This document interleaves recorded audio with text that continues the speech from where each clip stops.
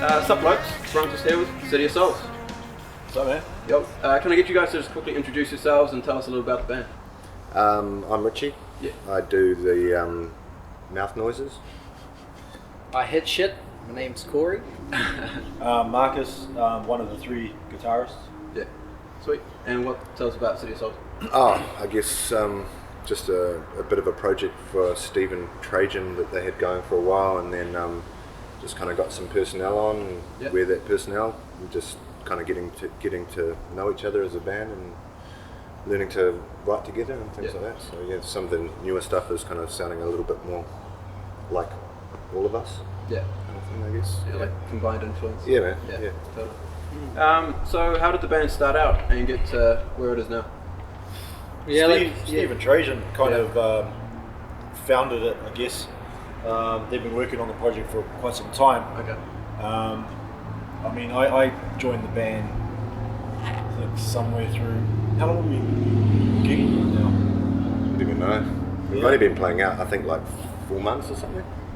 Yeah. that. Like performing. Yeah. But we it did a was gig at King's Arms here. It's our first gig, and that was 4 months ago. For that. Very good. Yeah. See, I do all right for a drummer. It's still quite a fresh project, Yeah. but I guess the music kind of, for me, I feel quite moved when I listen to it. Yeah. I like the emotional content from the music, from the vocals, from the whole kind of rhythm and the vibe. So I guess we're all on that same sort of page, and we're all kind of drawn to that. Yeah. Yeah. Plus that we have three guitarists, so you can really get the melodic. Hard out. So Layers going on. We can go like left and right for the rhythms, and then have the layers kind of up the middle, like an actual mix. Because you don't usually have that luxury live. You know? Yeah, true. So none of us have been in a band with three guitarists, so that's kind of a first Yeah. for all of us, I guess. It's good like writing for three guitarists as well, because it just means that all of the layers you put in can actually be done. It's not just that's how the album That's how sounds, the but we album- can't And make it backing live. tracks, You know? yeah. So, Yeah, true. yeah, it's cool. Neat. So where did the name come from originally? Oh, that's one for Steve, bro. It's to do with a heaven or something. It's some Another old, name for heaven. It's, Okay. it's some old book, or he read it in some book. I think I was talking to him about it. I think it was in like the Vedic records or something. Yeah, and it was actually in another language, but it translated to the City of Souls. Yeah. So yeah, it came from Steve. That sounds cool. It's a cool name, yeah. And I think it just kind It fits. of fit with the whole like Auckland tourism vibe as well, which is really good. So we've been in talks with like John P about like Close to the City of Souls, getting that new silver fern flag on a So we're going to copyright it. And, Yeah. yeah, man. What got you guys into music originally? Yeah. Pink Floyd. My dad Yeah. used to take that was like our bonding time. We'd go to the tip, and I'd watch the Huge Machines, and he'd have Pink Floyd playing in the car, and it was Pink Floyd, Dire Straits, all that kind of stuff. Police. Yeah, he was belting along. Yeah, and he used to crank it, and Yeah. and like that's how I basically got introduced to music. And I remember asking him, I was like, "Why do you listen to this sad stuff, Dad?" And he was like, "Oh, one day you'll understand. It's not actually sad. It's beautiful, you know." Yeah. So, Yeah, same here. Just growing up listening to music all the time from my parents, and a lot of good shit. A little bit of the Floyd as well, but for me, everything changed when I got into metal. You know, Yeah. Metallic was that band that did it for me, and I was like, "This is what I want to do. I want to play drums full time." And Yeah. Tool got me around '92. That was my first that was first like brick to the face. Like this is the ultimate. Was when I heard the EP Opiate. Yeah. And I just never heard of anyone singing that strong. Like I'd heard people like screaming and metal and stuff, and heard people singing really loud, but I never heard someone just like full distortion belting it out like that. And the notes he chose over the music was so different to anything I'd heard, and I was instantly infatuated with that band. I would have been like 12, listening to it on a Walkman, on this dude's Walkman at the playground. He put it on my head. The guy was called Andrew Farron. I'll never forget it. Put the headphones on, I was just like, "What's this?" And just blew my socks out. Yeah, it was really cool. So thank you, Andrew. Wherever you are. Thanks, bro. For me, I was adopted into a Fijian family, and they used to have like kind of carver sessions in the garage, and then the guitar would come out. So the message I kind of received was like, you know, guitar makes people happy. Yeah. So I learned from an early age, and just like kind of started jamming from then. Yeah. But similar when I got introduced to metal, it was through, I think, Deftones, Caius, and the Judgment Night CD. Judgment Night soundtrack, man. Yeah. That was badass. That helmet track I got me going. Yeah, that was it, man. That piccolo snare. Yeah, John Stenier. And then I kind of, man. then I started to go back and then find Metallica, Pantera, and all the rest of it. Yeah. Yeah, it was those 3 bands, or that 2 bands and that album. Sweet. Kind of got me into metal. Awesome. What are some mutual musical influences like, as a band, and what are some of your own personal ones? I think we probably mentioned quite a lot of them, man. Like we've all kind of grown up through that 90s era of music, like all of that kind of grunge and 90s metal, and obviously all that Metallica and Slayer and all that kind of stuff. Like we've all got a pretty solid foundation of heavy metal, but I think the band in itself, because we've had that influence for so long, the band hasn't really steered down that kind of heavy metal route so much, which I'm kind of really enjoying. There's all sorts of shoegaze influence and stuff like that in there as well, which is like and Def just Heaven shit. that. But Deftones as well, really. Deftones That's our is biggest a big one. Yeah, we love that shit. I want to try and steer us clear away from sounding like Deftones as we can, but it's because it's been done, you know. But yeah, Deftones definitely everyone likes. Deftones. Good band. Sweet. City of Souls is a 6-piece band with 3 guitarists, like you mentioned. What's each of the guitarists' sort of roles, and how do they work together? Well, I guess me and Trajan are left and right. Okay. Rhythm, I like that role because it allows me to get a bit more ferocious live. Yeah. I do prefer the live buzz, but I also enjoy the studio. But Steve does all the tremolo kind of picking stuff. Yeah. Which is A bit more atmospheric sort of stuff. Yeah. And that seems to bring, for me, the music to life. Yeah. Sort of like that point of difference, almost, kind of. Sure. Yeah. And he's left-handed, so that sets him apart as well. Yeah. Frames the stage, right? Large biceps too. He's got quite large biceps, Steve. All that tremolo picking, he does something. Yeah. He's got a mean left hand. Yeah, maybe it's just one bicep. Sweet. From guitar. Yeah. So you guys are all in other bands. How do you balance and prioritize your time between them? And what are sort of the other members' opinions of City of Souls and the time that you're all putting into it?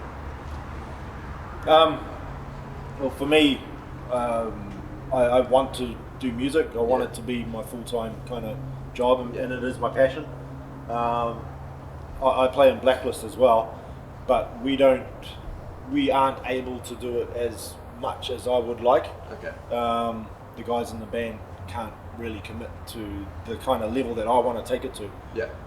Whereas with City of Souls, I feel like we're all on that same level, and we're all wanting to strive for that kind of success, and we're raising the bar really high, I feel. Yeah. Yeah, I mean, for all of us, having all those side projects, we still spend a bit of time here and there doing that stuff. But I think for everyone, it is now City of Souls is the main project, so we just kind of work around that when we're not doing shows and stuff. Yeah. I think for the other projects to become, you know, anything as like kind of time consuming, they would have to have some kind of momentum. And in general, like my other band, New Way Home, is kind of scattered, and we're doing things just when we can, and it's just like everyone's got kids and mortgages and houses, and I don't think anyone's really wanting to push it. We pushed it for a while, and you know, nothing much happened. So I think we're just trying to get it rolling a bit. You know? Killer band though. No, Check that out, guys. Yeah.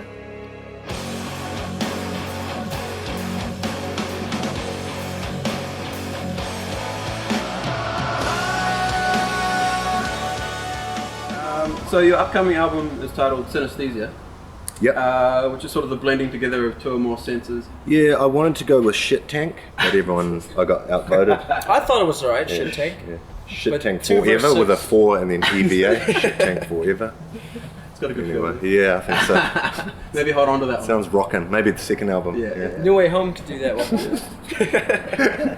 So why is your album called this, and how is it sort of represented within in music? I think it was Steve, Yeah, maybe. another one from Steve. Yeah. He does that thing where he can see colors with different, when he hears music, I think. Yeah. So that's probably a bit of it. Plus, Trajan does a lot of the design work, so Yeah. they're Plus all, we're, it's that visual combo with the audio, you know?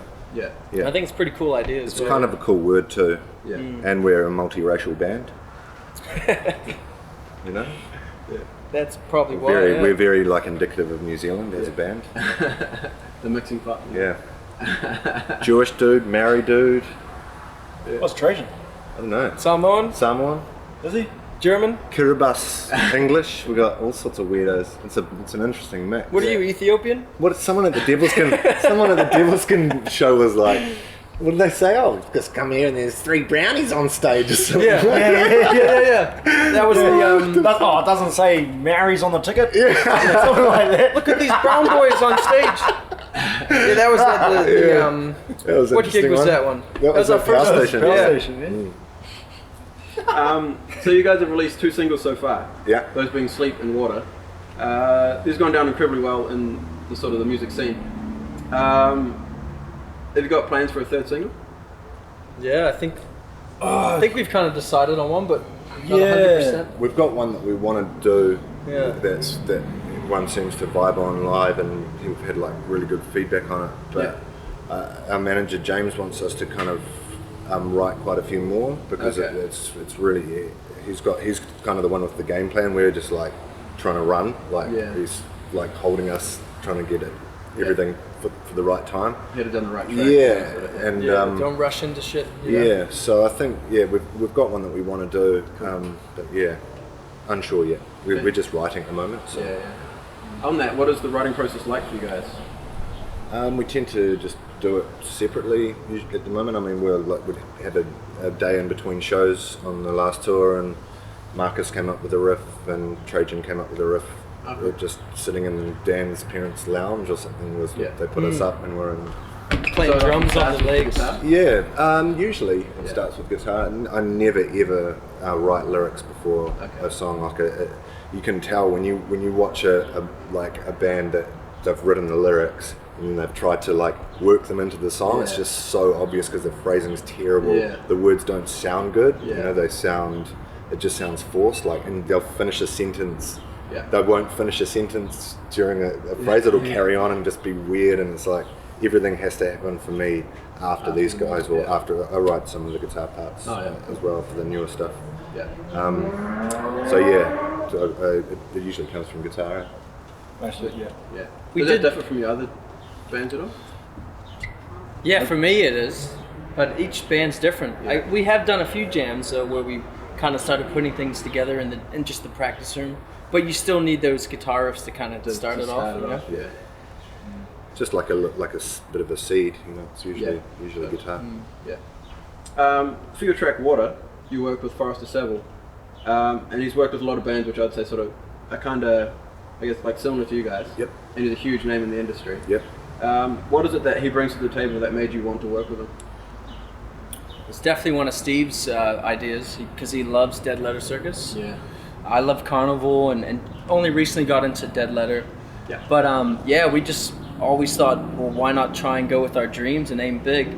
Yeah. We've all wanted to work with him, and it's just sending an email, you know? Yeah. Yeah, his work on Soundaway was, That's his best. I think, one of the most incredible records, man. It just sounds so natural, and everything's kind of just beautiful. It sounds great everywhere. Every different stereo you put it on, it always sounds good, man. He just absolutely nailed that record. So Such a good album. yeah. So now both of your videos so far for Sleep and Water have been amazing. What was the process like for these, and who did you work with? Jigga, we worked with both, eh? Yeah, I'm not sure how to pronounce his last name. Zupanov or something like that. Zupancake. Yeah. Zupancake? Super Check your pancake. credits. It looks like Overdone. Zigga Zupancake, but I think it's pronounced Jigga, like it's Ziga, but it's like Jigga Zupancake.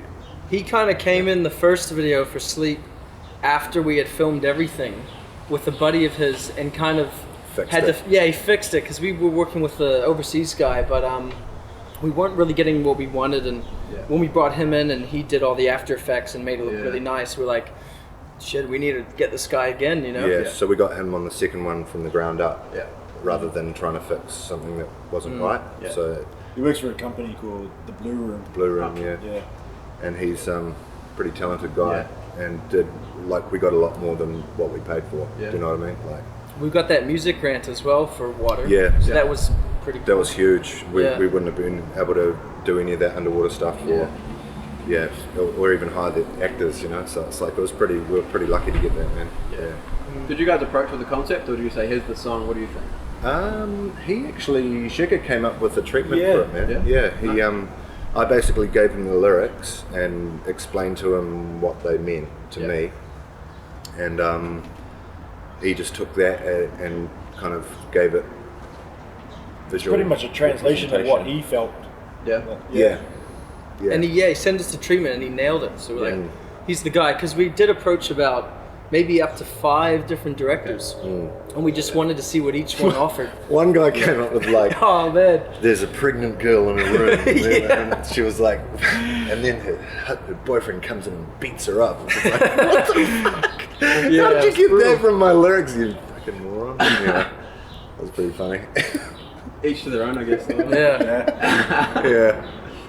He still emails us. Maybe he just wants to beat up a pregnant chick. I don't Yeah, know. he still emails me every day, that director. He's like, please give me the chance. I'm like, nah, man, not gonna do it. Can work for any song, same thing. Yeah. Any band, just let me do this treatment. But these cheeseburgers, man, shit. So your songs have been picked up and given good rotation on the radio. Is this something you guys sort of set out to do when creating City of Souls, to be a bit more like radio friendly? I don't think we've thought about that, man. Okay. No, it's we've definitely got the songs are playable on radio. Do you know what I mean? But it's like That wasn't the intention. definitely not, man. I think that the intention was to write something that we enjoy, first and foremost, and We just We're write just- good songs, you know, like classic songs, Yeah. not like technical just beats. straight up songs, just verse, chorus, It's that like feel. but just concentrating on the building on you know, typical foundations, you know, rather than let's build this huge building on this kind of like foundations like this, because to be wacky, it's like let's just write these solid pop songs and like make them, you know, put our own mark on it. You know, it's like I got shown a track called Tying Tongues first. That was kind of my first introduction to it, and like from the get-go, I was emotionally pulled into the song. So for me, it was just like, oh, this is what I want to do. This is what I'm craving for, because there's that emotional kind of attachment. And if I feel it, I definitely know others are going to, and that's what I want to be writing and creating. So Because the songs are really sort of like, for me, they're sort of like quite a journey, you know? It's like there's a bit of like a bipolar nature to them. You've got like your peaks and your troughs and stuff, you know? yeah. Yeah, it's real good. Thanks, man. Yeah, I think that's just pretty natural. Of like when you push, you want to pull for a bit, and you know, you don't want everything to be. I think I have a real trouble listening to metal these days, man. I just can't. 9 times out of 10, there's no conviction. It's just some guy putting a fake voice on and I just can't. It's like an assault. I feel it's actually offensive to me now. Whereas I've grown up loving it. I still go and revisit the old shit, but I can't do it anymore. I think that's indicative of most. Unless it's Meshuggah, right? You still listen to that Yeah, I shit? still listen to Meshuggah a bit, but that's a different. They're a bit timeless. Yeah, there's something about that band that just feels. Sort of before their time as well, like they were doing They were, that man, shit yeah. way They were. I remember my friend Simon Frost playing them to me, and I think about '97, and I was just like, nah. They're definitely 97. quite- Yeah, Really? They've been around since Yeah, 89, they were more bro. they were more thrashy back then. Yeah, but I just couldn't. I think it was either Chaosphere or Destroyer Rays, and I was just like, nah. I couldn't even discern. I didn't know how to listen to it at that point. I didn't even really have a concept of time and shit like that. So That's I had that with Slipknot when I walked into my older brother's room, and I'm like, what the hell are these freaks in masks? Well, this just sounds like noise. This is shit. Yeah. 5 years later, favorite band ever. Yeah. Now they're Funny how okay. it changes. Yeah. yeah. Yeah, it's I used crazy. to like Slipknot.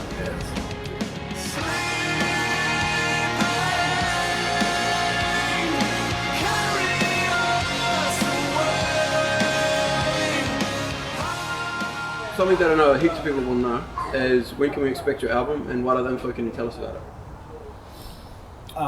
We're still in the planning stage. Yeah. Our managers come back and asked us to write more songs, more material, because I guess the momentum of the singles that we've released already, there's a bit more longevity to them, so we don't need to release the album so soon. Okay, yeah. And well, you know, James Southgate's kind of done work for bands that have had a good track record and good success before. Yeah. I mean, he knows what he's doing.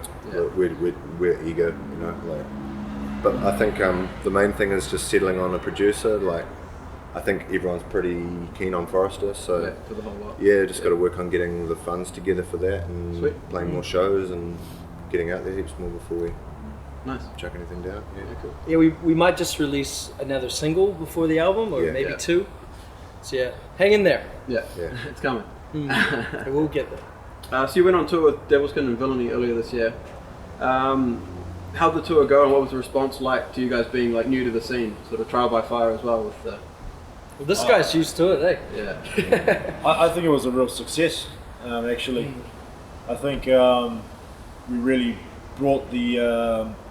I felt like we created the vibe for the night. You know, starting off, you have to bring a lot of energy, and I felt we did a really good job of that. Yeah. Devilskin fans are pretty like receptive, like surprising. I was kind of like a bit freaked out, you know, because it's like we're pretty touchy-feely, you know, as far as our type of sound, you know. It's not exactly like mate kind of music, you know. So I was a little bit, I was apprehensive, but they just there to have a good time, man. Very different to like play shows in Auckland and everyone's kind of chilled out, but when we were playing those shows, it's like people had worked hard all week on their farms or whatever.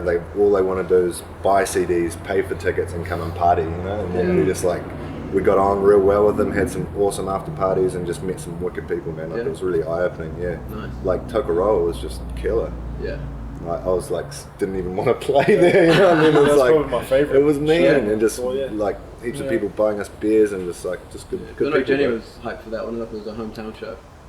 Oh right. Yeah. Is she from Tokoroa? Yeah. Shit, I didn't know that. All makes Tokoroa. sense. It all makes sense. No. Sorry, Jimmy. We're just kidding. We love you. So this year's been a bit of a rolling stone for you guys, just going from strength to strength. And to start out 2016, kind of, you're playing Homegrown. Yeah. How hyped are you for this, and what does it mean to you as a band to play one of New Zealand's premier festivals? It's unreal to get that gig so quick. It's crazy, man. I almost feel guilty, to be honest. But it's good. I mean, we'll be ready. We're all pretty pumped because that is going to be a huge gig, you know. And I think we're first starring as well. Yeah. We'll be solid. Yeah. When Big Day Out was around, it was kind of that was the festival that you wanted to aspire to be on, you know. That was your goal. And I feel like, you know, Homegrown for New Zealand has become that. Yeah. So yeah, it's quite an honour. Yeah. Mm. Yeah. Pretty lucky, man. It's Pretty gonna cool. be a sick show. Yeah, I'm looking forward to it. Yeah. Right. What's a strange tour or show experience that you guys have had, either in City of Souls or other bands?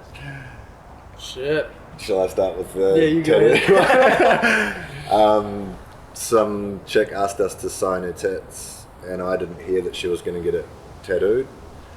And so that was palmy. I signed them real bad, man. I was just like, I'd had a couple of like really strong rums, and it just like it looked like Braille or something, and it was terrible. And I saw the photos, I felt so guilty. Yeah. But yeah, that was an interesting one. Maybe should have paid attention to that. Yeah, next time, yeah.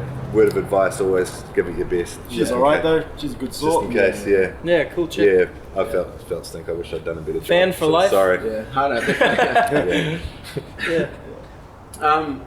Yeah, so you guys have got a pretty tight connection with your fans, and that you've been able to achieve like through your street team and things like that. Now I've seen these groups help bands do some pretty awesome things in the past. Do you think having this avenue and level of connection is something that all bands should do? And how do they help you guys out? Huge, eh? Our street team is pretty tight. Incredible, man. Yeah. It feels like more of a intimate relationship that we have with them. It's like more there's kind of this- friends Yeah. than like Yeah, a group yeah. of people that are doing stuff. And for you us, can know? see it means so much to them, like in their eye, just hanging out with you before the gig, because like we're hanging out with our favorite band and stuff like that. Yeah, they're really sweet, man. They're Yeah. really, really cool. They've done heaps for us. And, Plus, we wouldn't have been able to do so well on the Rock, I think, no, if we didn't have those people texting in every day. You they're know, like always ringing up, requesting the songs, Yeah. and that's just stuff that we don't, you don't want to do. Like, so we as a try and give band, back to because, our fans. Yeah, you're trying to like create something. You don't want to be having to work to push it, Yeah. and it's like really, really cool of them to do that for us. Let you focus on the sort of, I guess, the Yeah, creativity side of it totally. rather than the, I guess, marketing. you know? Exactly right, man. Yeah. Yeah. What do you guys think of the NZ rock and metal scene at the moment? How does it compare to where it's been in the past, and where do you see it headed? I don't know. There's been a few like dynamics over the years. Like I remember when Channel Z was around, and there was quite a high caliber of bands coming through, but then Yeah. it died off. But I think at the moment it is starting to be a bit of a swell. Yeah, there's been a little bit of a hole, maybe, I think, Yeah. but I think it's coming around, man. I think. Yeah. It's tough though. There's so many different styles of the metal. You know, like you've got your elite guys, like really black metal orientated bands that don't really want to support any other kind of metal. Yeah. And then you have people that will go to every metal gig they can, but they're all the way in Christchurch or something Yeah, ridiculous like that, you know. But no, it's definitely changed over the last few years. Yeah. I Well, I say guess that it's changed. Yeah. It's change is coming. I'll just. No, should we just run with it? No. Yeah, run with it. Fuck it. This is our track. We put I'll this just on. put it in there. So new city of souls. I'll just add some text or something.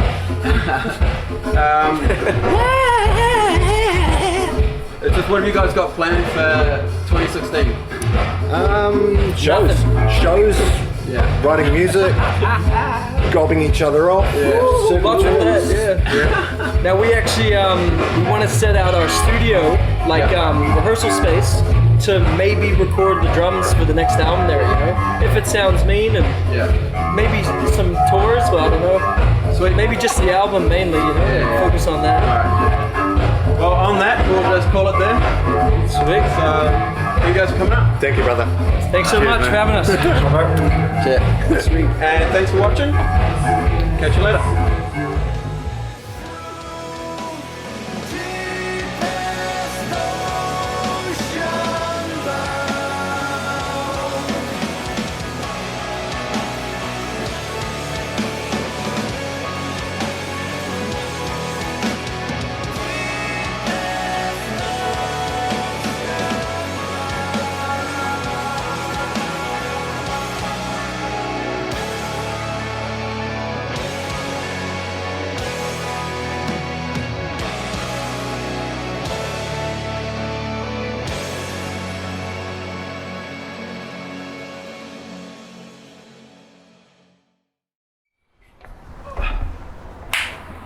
Yeah.